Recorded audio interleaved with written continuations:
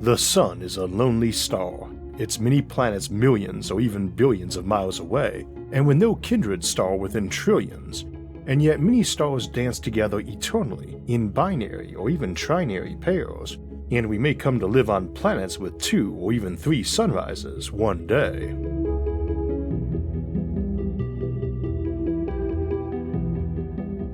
So today we'll be looking at the habitability of binary star systems and trinary or multi-star systems too, along with how and why we might colonize them. Now, we used to say that most stars were in binary or multi-star systems, so the issue of colonizing them if they might have habitable planets seemed pretty important. But we have since learned that's not really the case. In astronomy, we disproportionately see the great big stars, which have great big gravity wells, and they are far more likely to have formed with a binary partner and kept that partner. Or indeed partners, as we can have triple and quadruple star systems, or even more. And as we talked about last month in Primordial Planets and Multiplanetary Empires, most stars form in clusters and slowly get those perturbed apart as they wander around the galaxy and have bigger members detonate as supernovae. Our episode today is more on binaries and trinary systems though. Also, while we're not fixated on using the classic definition of a habitable zone or Goldilocks zone to mean the region around a star in which planets can have surface oceans of water, not ice, or some Venusian hellscape, it is the default meaning of the term habitable zone or Goldilocks zone, not too cold, not too hot, just right for surface water. With binaries that can get a bit more tricky since a planet might orbit both and move in and out of the habitable zone and remain habitable. So too, a system in which Earth-like life can emerge on its own not only does not rule out life using other chemistries, but also does not well represent what sort of planets we can settle. As we discussed in Multiplanetary Empires last month, even ignoring all the space habitats or asteroid colonies we might construct, we can make a lot of planets that are a bit cold or hot, quite temperate by use of relatively simple orbital mirrors or shades, whose construction and maintenance would be orders of magnitude simpler and cheaper than terraforming that planet would be. We also have to move the habitable zone further out if discussing a large habitable moon, as those tend to be warmer from receiving not just sunlight, but tidal heating from their parent planets. Incidentally, for channel regulars curious why I mentioned an episode last month, an episode I created last year on Nebula, the original version of this episode, Colonizing Binary Stars, aired on Nebula back in April of 2023 and as a companion video to our episode Life on Giant Moons, itself originally named Colonizing Giant Moons. But as I was writing this week's other episode, Colonizing White Dwarfs, and reviewing this one in preparation for a general release to YouTube and our other platforms, I decided there was more to say on the topic. And since this and next month's Space Freighters episode were also the last Nebula exclusives I recorded before I got the nose and tongue surgery to help correct my speech impediment last May, I felt like they deserved updated audio. And that gave me open license to tweak and add to the original script too. Even with that and a year of aggressive speech therapy, there is still some impediment left, so if you're new to the show and wondering what I just got done rambling about, feel free to turn on the captions. Now, one of the critical things to understand about binaries and trinaries is that they are rarely the same mass as their partner, and this massively alters what their habitable zones look like. A second thing to understand is that their mass and brightness will often change over time, and the star which was originally brighter will die before its twin, first brightening to be a subgiant, then becoming a massive red giant, then turning into a much dimmer white dwarf, and then possibly going nova, sometimes even repeatedly, and even supernova, a Type 1a supernova specifically, by stealing mass off its binary partner, which typically leaves no remnant. Some stars used to be binary, and now no longer have even a white dwarf companion left. They are all alone, except maybe for a zombie star in some cases. Ironically, the vampiric mass theft off their longer-lived partner, in further lowering their mass, actually extends their lifetime, so maybe vampiric isn't the right way to think of it, but vampires and zombies are catchy terms. Also, their shift into a planetary nebula between red giant and white dwarf phases leaves a lot of matter hanging around their smaller partner might have gobbled up, so the vampire might be stealing some of it back. Anyway, that's a key first point. Whether we're talking about binary stars or binary planets, there's not a lot of cases where they are the same size. Alpha Centauri A and B, for instance, are fairly similar in size, but A is still 20% more massive than B and also fully 3 times brighter. Mass is hugely important to star luminosity, as is age, so a star twice as massive is likely to be 10 to 12 times brighter, and that means its habitable radius is about 3.5 times wider too. Ironically, the mass sensitivity is reversed for double planets. Their surface gravity varies way less by mass than stellar luminosity does. See our double planets episode for discussion of that, but again, stars vary heavily in brightness by their mass. Specifically, our Sun is exactly 1 solar mass, and has exactly 1 solar luminosity for its brightness. It's the basis for the system, and Earth is the basis for the astronomical unit, or AU, how far we are from the Sun. Our first modern estimate from 60 years ago had us roughly in the middle of the habitable zone, itself stretching from 0.74 AU to 1.24 AU, though most modern ones usually place us closer to the inner edge at about 0.9 AU, and the outer edge sometimes even out past 2 AU. How does that vary for binaries? Well, let's look at the individual stars first. Alpha Centauri b, also known as Ptolemy, has a mass of 0.909 solar masses, 91% of our Sun's mass, and a brightness of 49.8% of our Sun's, and both stars are about the same age as our Sun, so that brightness difference is all from the mass, just 9% less mass but half the brightness, and on its own it would have a habitable zone 71% as far from it as our own Sun's habitable zone is. Alpha Centauri A, also known as Rigel Kent, the larger of the pair, is only 1.079 solar masses, but 151% as bright as our Sun, and again 3 times brighter than Ptolemy. Coincidentally, their combined mass is almost twice our Sun's, and their combined brightness almost twice our Sun's too. I say coincidentally because usually 2 stars with the same combined mass as our Sun would have nothing like its brightness. For instance, most stars are less than half as massive as our Sun, and a star half our Sun's mass would either be a dead and usually dim white dwarf, or more likely an orangish-red dwarf, and on the main sequence still, since no star that started at that mass, even one as old as the universe, would be more than a fraction of the way through its life. It would have a luminosity of just 0.4% of our Sun's, so it would take 250 of them to match our Sun's brightness, and its habitable zone would be only a 15th as wide as ours, at about 7% of an AU, while a star with that remaining mass, 1.5 solar masses, would be an F1 star on the main sequence, and 6.17 times brighter than our Sun, and more than 1500 times brighter than its red dwarf partner, even though it was only 3 times more massive. And it would be growing brighter as it aged too, and it probably would only live 3 billion years, which might put it out of the habitable zone, at least for intelligent life, in a temporal rather than spatial sense. We'll return to age in a moment, but that massive imbalance in brightness tends to be more the norm than the exception, and for a close binary pair, it will often mean that the second star is mostly irrelevant to the habitability so long as they are much closer than the habitable zone is wide. We'll cover 2 interesting exceptions at the end.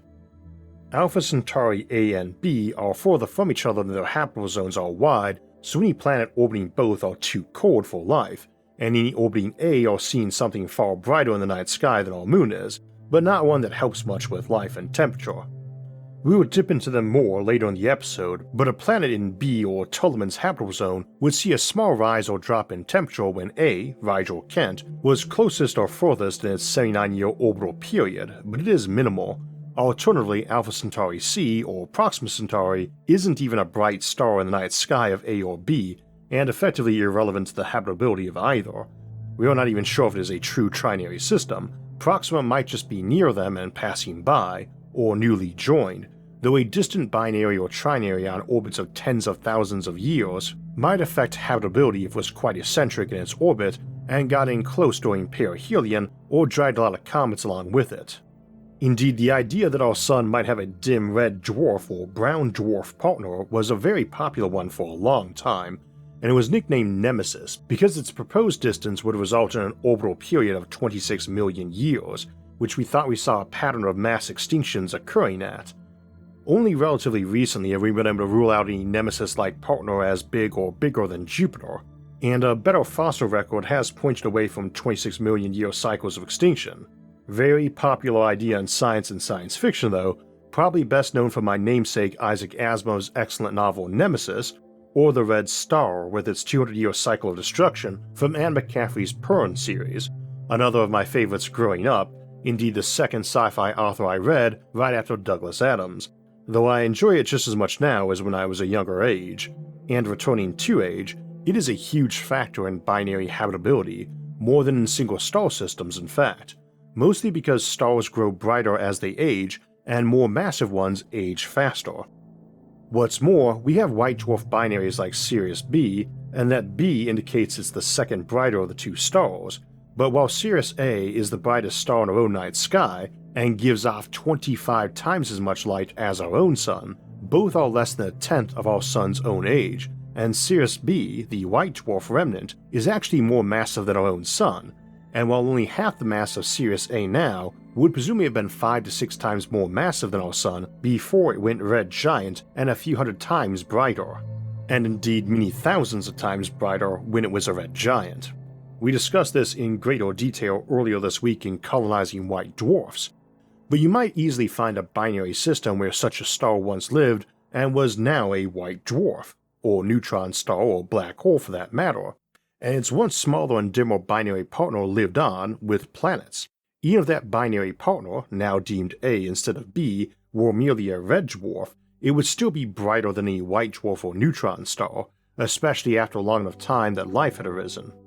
The Sirius system is only 250 million years old, and Sirius B died around 100 million years ago, not much time for life to arise and prosper. As we discussed earlier this week, while they are bad spots to seek naturally occurring life, these remain good targets for colonization, as contrary to what sci-fi implies, a supernova does not automatically obliterate planets, and their charred remains might unchar after a long enough time. We'll focus more for now though on contemplating binaries where habitable planets might naturally exist and be long-term stable. This means we're either contemplating a system that is not a true binary system for brightness sake, one where one of the stars has become a dim remnant, or we're contemplating stars where the most massive is no more than 20 or 30% brighter than our Sun, which would be enough to let Mars be Earth-like temperature. Now of course many binaries are very stable and long-lived, but separated by dozens or hundreds of AU.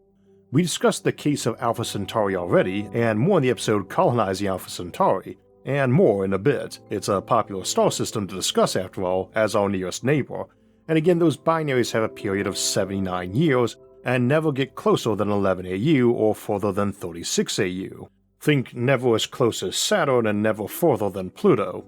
For cases where they are further or dimmer, your main concern is gravitational perturbation of planets or mass cometary bombardment scenarios like Nemesis, or possibly alien mega-microbe invasion like with McCaffrey's Pern. And while that case is unlikely, a panspermia event spreading life between binary systems is plausible enough. Needless to say though, that's hardly a trivial group of concerns, but not a big one for habitable zones themselves. This would often be the case for trinary systems too, where two were closer and either orbited something bigger, which is very likely to be short-lived, and is a neutron star or black hole, or they got orbited by something smaller like Alpha and Proxima Centauri. So we'll bypass this case too beyond noting it's a situation where people are very used to seeing something far brighter than the moon in their night sky, and indeed often in the day sky, but which otherwise has minimal effect on them. We're really only interested in binary cases where both stars contribute a significant part of the light to warming a planet, though we do want to be mindful that a habitable planet and a habitable star system are not the same thing. And so you could have cases where the planet intelligent life formed on really only relied on one star for sunlight, but their best candidates for settlement relied on the other or both. And indeed you could easily imagine a case where both Ptolemy and Rigel Kent had a habitable planet or two in Alpha Centauri and was much more viable for colonization than imagining us going there, a journey modern ships could make without much more difficulty than a trip to Mars, and where communication time lags are still on order of an hour, not 4.5 years. This makes trade, and for that matter war, a lot more plausible and practical too. In any event, this gives us 3 examples of how planets might exist around a binary or with some modification a trinary system. The first two cases are fairly trivial. Case 1, the two stars are much closer together than the planet orbiting them. These are probably close binaries, which in astronomical terms means one's close enough to exchange mass from their outer atmosphere, and which also means that once the bigger one goes red giant, it will encompass that other star, and later when it becomes a white dwarf, it is going to nova, if not supernova. Not a high priority colonization target, and really only viable for habitable planets if both stars are actually fairly large, are sun-sized to the nominal upper limit of 1.3 solar masses, as that would have a 5 billion year main sequence life. That star would have a habitable region 60% wider than our own Sun, and if we threw in a smaller K-type star orbiting as far out as Mercury at say 70% of our Sun's mass, then it would have 30% of our brightness, and you would have a close but not too close binary pair around which an Earth clone would orbit at 1.67 AU, just a hair farther out than Mars, but with as much sunlight. This planet is orbiting once every 557 days, and half again our own year length, and during that time it will have occasions where the secondary star is more than half an AU further or closer to them than at other times of their year, though those two inner stars are orbiting each other every 81 days, about a seventh of our year. The calendar here in terms of seasons might be a very screwy one, though it is likely your planet is going to end up in a resonant orbit that's an exact multiple of that star's orbital period. We'll talk about other screwy season scenarios in next week's episode on the Banks orbital megastructure, which I actually recorded before this since I keep coming back and tinkering with the script. Returning to our example, since you're all moving around those suns while they move around each other, this is probably something like a 90 to 100 day period between when the secondary star repeats its closest approach to you, and this is going to be producing sunlight changes as significant as summer and winter here on Earth, but over a much shorter interval more like our season than year in duration. Factor in your own axial tilt and you can get some extreme weather variation. Nor can we ignore tidal forces, which are likely to be very significant, and which for dimmer dwarfs replaces varying sunlight as the variable making this a rough place to live, as well as what permits it to live. They are the fuel for the fire, keeping you warm but often burning you, so to speak. Note that a rough place to live isn't the same as an impossible place to live, but we need to be mindful this is a very perturbation-prone system with changing lighting and twice as many chaotic effects like solar storms. Probably more too. Tidal effects of stars on each other can cause more eruptions. As we noted earlier, most binaries are not very similar in brightness to each other, and there's not going to be many stable configurations that allow that lesser binary to significantly contribute to lighting a habitable planet without also either capturing or ejecting it from orbit. Though by significant lighting we mostly mean heat and photosynthesis. Even way out at Pluto where the sun is 1,000th as bright, it's still 100 times brighter than the full moon. That's going to impact biology, and its cultural effect is going to be huge too. Now, case 2 we can mostly skip. This is our case where the other binary is too far away to contribute any real sunlight or much gravitational effect. It's still a lot of nighttime lighting though, and over its period of a century or more, it will be visible during the nighttime during one half the year and then not the other. And even for those a bit further apart than Alpha Centauri's binaries, over its period of a century or more, it will be visible during the nighttime during one half the year and then not the other. It's the extra bright moon lighting up your winter skies for a century, and then it will brighten your spring nights for a century, then your summer, then fall. It is probably what your calendar uses for your next increment after days and years, and it may be many decades or even a few millennia, depending on how bright and close it is. Of course, brightness is going to vary with how close it is, and that can vary a lot too, as orbits are rarely circular, and as mentioned, Alpha Centauri A and B orbit each other every 79 years and vary elliptically, from 11 AU to 36 AU in distance, meaning some planet orbiting Alpha Centauri B, again also called Ptolemy, is watching Alpha Centauri A, also called Rigel Kent, vary over 8 decades from something 400 times dimmer than our own Sun, 1,000 times brighter than the full moon, to one 40 times dimmer than our Sun, brighter than a cloudy day, and at both distances visible during daytime. That probably isn't a deal breaker, and we can't imagine life managing that difference easily enough, but anything more than that would probably make life non-viable, with either deadly hot summers for a couple decades or ultra-cold winters for the same. Obviously, this case relies on a fairly elliptical orbit, which is neither rare nor normal. Alpha Centauri C, or Proxima, again is barely visible, as at its distance of 13,000 AU from the others, a fifth of a light year, it is 100 billion times dimmer in their sky than our own sun is in ours. It would be a fifth magnitude star, the kind only visible on very clear nights far from any light pollution. Incidentally, Proxima is not visible from Earth except by telescope, and even then in the southern hemisphere. So Case 1 is a planet orbiting both stars, and Case 2 is orbiting just one, but with a neighbor close enough to be a brightest moon or even a major climate changer over the course of its decades to centuries long orbit. Let's consider the third case, a planet orbiting the bigger star which is orbited by another star on a bit more of a circular orbit. Probably still elliptical but not sharply so, which helps minimize perturbation. The issue here is that this second sun plays a role a lot like Jupiter and indeed probably has its own solar system, but it needs to be further away than Jupiter for there to be any chance of stable orbits around either star. In a case like this, you have more likelihood it's a dim red dwarf on the smaller side orbiting something dim too, as that forces any habitable planets to be very close to their stars. This is quite common since most stars are much smaller than our Sun, and many binaries are red dwarf pairs, or a red and orange dwarf, or even involve a brown dwarf, though it's debatable if they count as a star. We don't tend to think of it this way, but the bigger a star is, the brighter it is, and the more easily disturbed and perturbed objects in its habitable zone are. Whatever your lighting is like, you can't exist long as a planet if it's either shifting radically all the time, or if your planet is getting ejected into the interstellar void by perturbation, or swallowed by its sun. To wrap up with an interesting pair of examples, let's imagine a tightly locked planet around a smaller red dwarf, that it orbits about once a month, and further out beyond that we have another star, a very slightly dimmer red dwarf that orbits about once a year. That means during the normal course of events, the day side of our planet is always under sunlight, a monstrously large but dim sun, and then we can often see that other star that's about a tenth as bright in the sky. We see it for around 2 weeks at a time, then it sets and rises again 2 weeks later. During that time, the eternal night side is brighter, enough to feel like a cloudy day, followed by 2 weeks of utter darkness. But over the course of the longer year, we will be closer or further from that secondary sun, so we basically have several month-long cloudy days that are increasingly brighter followed by a zenith, then waning to more dark days.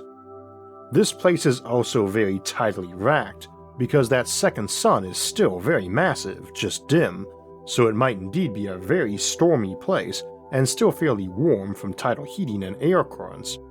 I could picture living in some mining city there, built into a volcanically active island living on a diet of mostly fish and mushrooms, trading to the twilight realms and Sunnyside for other food. It would be an interesting place to be a ship captain during their age of sail too, gloomy seas for weeks at a time, followed by eternal dark for 2 more, on a planetary hemisphere that was some mix of Iceland, fjords, and massive whirlpools. We can also flip that case around. Our planet around the smaller star and them orbiting the bigger binary, a red dwarf with a close habitable planet that orbits a star like our own, but may be at Martian distance, in which case that planet is probably tidally locked, and one side always sees the red dwarf and the other not, but depending on the brightness and mass of that red dwarf, it may orbit it anywhere from once every few days to a few months, and get light on one side or another from that bigger and more distant sun on that same time frame. So for a quick example, a 2-week orbit around a red dwarf not quite bright enough to warm that world on its own has one side eternally lit by it, and lit by that other sun for a week, then dark for a week, while the other side never sees that close red sun, doesn't know it's binary, and is dark for a week and dimly lit by the bigger sun for a week, then once again dark. To the best of my knowledge, that's never been written up as a setting for any novel, either of them, so feel free to steal one and set a tale there, and there's a lot of interesting trinary cases of a similar variety. But that's where we'll wrap our own tale up for the moment. As we saw today, the habitability of binary star systems, and even regular star systems, can be a bit non-intuitive and require some calculation to understand. Math can sometimes be intimidating for those who want to learn more on these topics, and people can even trick themselves into thinking it can't be done, even though they know it will open up whole new worlds to their imagination and help with professional growth too. But it can be done, especially with the help of a good partner like Brilliant. The best way to learn is daily, and establishing a daily learning habit is one of the most important things you can do, learning in fun and bite-sized chunks, and that's where Brilliant can help. Brilliant helps you build real knowledge in minutes a day, with fun lessons you can do whenever you have the time. Brilliant also focuses on fun and interactive learning, where you learn by doing, with thousands of interactive lessons in science, math, data analysis, programming, and AI. From simple to complex, whatever your skill level, Brilliant customizes content to fit your needs and lets you start where you should and improve at your own pace. Brilliant has been a partner to this show for many years now, and you can trust them to be a partner on your learning journey. But you can try everything Brilliant has to offer first for free for a full 30 days. Just visit brilliant.org/IsaacArthur or click on the link in the description. You also get 20% off an annual premium subscription. Thinking on long-term friends and partners, whenever I'm doing a follow-up or sequel to an episode from years back, it tends to spark my memory of when that episode was getting made, and today's episode was no exception. And ironically, while first written a year ago, before being expanded for today, it was first planned 4 years ago, and put on the back burner because it was right after COVID came out and I switched some channel focus in favor of episodes like our Becoming an Interplanetary Species series. I'd originally been planning to give that as a talk while accepting my Pioneer Award at the International Space Development Conference, which got cancelled that year, and I decided to make it first an episode and then a series. And it was very popular with that organization, the National Space Society, and 4 years later I'm the president of that organization. Another thing that got put on the back burner from COVID was my old Army battalion's long-planned first reunion, and that was also just when my wife Sarah and I had gotten married right after the shutdown. She was hoping to go to both events with me, but we couldn't go and even our honeymoon had to be shortened from COVID. That battalion reunion finally got rescheduled this year in Las Vegas for this weekend, and I wanted to wish all my former battle brothers from 23FA, the 2nd Battalion of the 3rd Field Artillery Regiment, proudly serving in virtually every conflict since the War of 1812, a great time there in Vegas.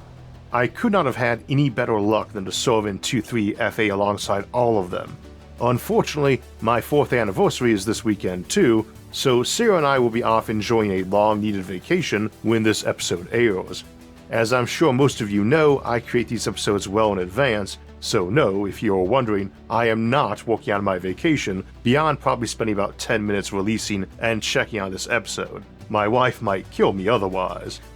Speaking of upcoming episodes though, we'll begin May 2024 with a look at the Banks Orbiter, also known as God's Bracelet, a megastructural space habitat hundreds of times larger than Earth that advanced civilizations might build as an alternative to terraforming planets.